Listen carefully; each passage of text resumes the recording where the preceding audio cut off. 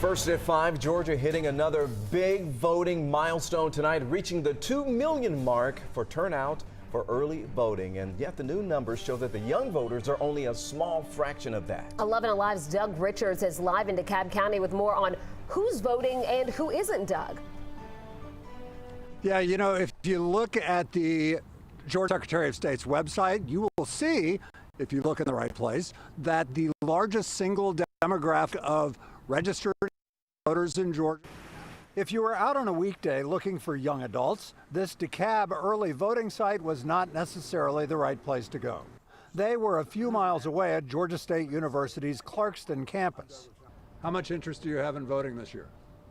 A lot. I think it's important. 19-year-old Xavier Gordon says yes, he's going to vote, but hasn't done it yet. As soon as I get the time to, Is just time kind of a problem?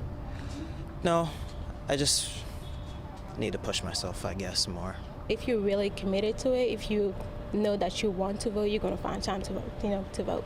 Susie Hamsack says she's waiting for Election Day to vote. Among early voters, the state data shows older voters are voting early in droves. Young people are not. Among those listed by the state as active registered voters, 49% of those over the age of 60 have already voted. 25% between the ages of 35 and 59 have already voted. Among voters aged 34 and below, only 11% have early voted. They think their vote doesn't matter. 20-year-old Cameron Watson says she's going to early vote later this week. She says she sees a lot of apathy among her college-age peers. They think that their voice doesn't matter, their opinion doesn't matter, they think that it doesn't count, especially in the presidential elections because of the Electoral College and everything. They're like, oh, my vote doesn't matter. So they just skip it. Yeah. So the potential for the upcoming election implications are pretty strong. Our 11 Alive poll in September showed basically that older voters tended to support Republican candidates, that younger voters tended to support Democratic candidates.